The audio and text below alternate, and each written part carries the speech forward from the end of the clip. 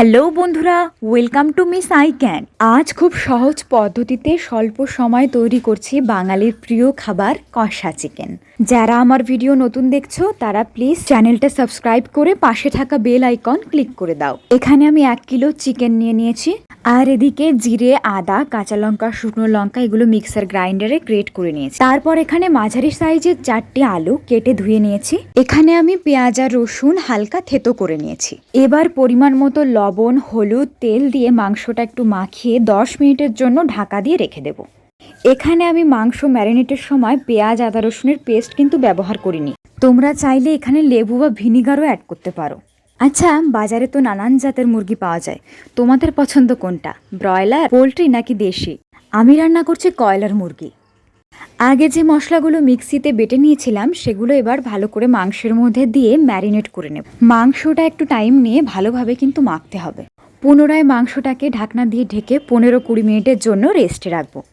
চলো এবার আমরা আলুটা ভেজে নিই। আমরা গ্রাম বাংলার মানুষ বিশ্বাস করি গ্যাসের উনুন থেকে কিন্তু কাঠের উনুনে রান্নাটা বেশি ভালো লাগে। গ্যাস ওভেন অন করে কড়াইতে সরিষার তেল ঢেলে দিলাম। তেলটা একটু গরম হয়ে এলে কেটে রাখা আলুগুলো কড়াইতে দিয়ে দেবো।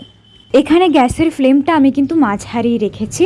এবার আলুর মধ্যে 2 চামচ লবণ এবং 2 চামচ হলুদ দিয়ে এটা ভালোভাবে নাড়তে থাকবো। এবার আলুটা ঢাকা দিয়ে রাখবো। 5 মিনিট পর আলুগুলো লালচে হয়ে গেলে একটা পাত্রে নামিয়ে নেব। এবার ম্যারিনেট করা চিকেনটাকে কষানোর জন্য আমরা কড়াইতে দিয়ে দিয়েছি তেল, আর তার মধ্যে দিয়ে দিচ্ছি পেঁয়াজ আর রসুন কিন্তু আমি আগেই আধা থেতো করে রেখেছিলাম। পেঁয়াজের মধ্যে 1 চামচ লবণ, 1 চামচ হলুদ দিয়ে ভালো করে নাড়তে থাকবো। পেঁয়াজের গন্ধটা ছাড়ার জন্য সেটাকে একটু ঢেকে রেখেছিলাম। এবার রংটা লালচে হয়ে এলে এর মধ্যে দিয়ে দিচ্ছি থেতো করে রাখা রসুনগুলো আর 1 চামচ জিরে। এবার এটাকে প্রায় 2 মিনিট ধরে ফ্রাই করতে হবে। সুন্দর গন্ধ বেরোলে এবং রংটা লাল লাল হয়ে এলে আগে ম্যারিনেট করা চিকেনটা ওর মধ্যে ঢেলে দেবো। আচ্ছা, কষা চিকেন তোমাদের কার কার ফেভারিট খাবার বলো তো? আর কোথা থেকে আমার ভিডিওটা দেখছো কমেন্ট করে জানিও। এই পর্যায়ে মাংসর মধ্যে ভেজে রাখা আলুগুলোকে ঢেলে দিলাম। এবার মিনিট 2 এটাকে ভালোভাবে নাড়তে থাকতে হবে। এবার এর মধ্যে পরিমাণ মতো জল অ্যাড করে নেব। এখানে একটা ছোট্ট টিপস, জলটা যদি গরম হয় তাহলে মাংসের টেস্টটা আরও ভালো আসবে।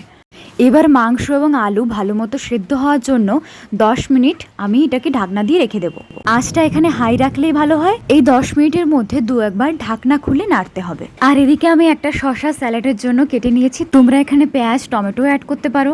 10 মিনিট পর মাংসটা ভালোভাবে কষানো হয়ে গেছে। এবার এর মধ্যে 1 চামচ গরম মশলা দিয়ে আবার একটু ঢাকনা দিয়ে 1 মিনিট রেখে দেবো। 1 মিনিট পর ঢাকনা খুলে একটু নেড়ে চেড়ে নামিয়ে নিলেই চিকেন কষা রেডি। ওয়াও, দেখেই খেতে ইচ্ছে করছে, দারুণ গন্ধ বেরিয়েছে। ভিডিওটা কেমন লাগলো তোমরা কমেন্টে জানাও, আর প্লিজ একটা লাইক করে দাও। আমি একটা বাটিতে ভাত নিয়ে সেটাকে থালার মধ্যে সাজিয়ে দিলাম ডেকোরেশনের জন্য, আর কেটে রাখা শসাগুলোকেও রাইসের সাইডে সাজিয়ে দিলাম। মাংসটা কিন্তু একদম প্রপার রেডি হয়েছে। সম্পূর্ণ ভিডিওটা দেখার জন্য তোমাদের অনেক ধন্যবাদ। তোমরা আমায় উৎসাহ দিও যাতে আরো নতুন নতুন ভিডিও তোমাদের সামনে আনতে পারি। আজকের মতো এইটুকুই, দেখা হচ্ছে আবার পরবর্তী ভিডিওতে। টাটা, সবাই সুস্থ থেকো আর সবাইকে ভালো রেখো।